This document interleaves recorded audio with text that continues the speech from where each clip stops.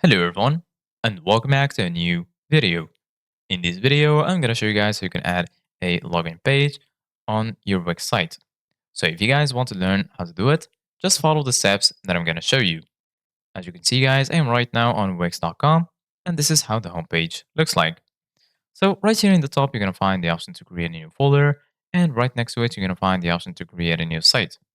Here in the center of your screen, you're going to find all of the sites that you have on Wix. So right now, go to the site you want to edit, click on select and edit site, and then you're going to be here in your dashboard. Once you're in your dashboard, just go here to the left, and as you can see guys, you're going to find all of these sections, and in the bottom, you're going to find edit site. Go ahead and click on edit site, and then you're going to be redirected to this tab right here. So just wait for this page to load. This is basically going to be the Wix website editor.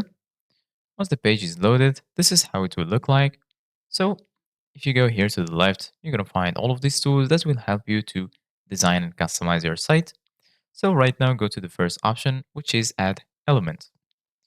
Give it a click. And then here, as you can see, guys, you can add these all of these elements. Here you're going to find text, image, button, strip, and so on. So right now, if you want to add a login page, scroll down until you find community. Once you find community, here you're going to find members, list, login bar, online programs, and also files share. So go to members list and then go ahead and add it as a widget to your site. And then if you want to add a password for your page on Wix, just go here to pages and menu and then go to the home page. After that, go ahead and click on these three dots, then click on settings. Once you click on settings, you're going to find page info, layout, permissions, and SEO basics. Go to permissions, and then here you're going to find everyone, password holders, or site members. So just go to password holders, and then you can set a password for your site. So this is it guys for today's video.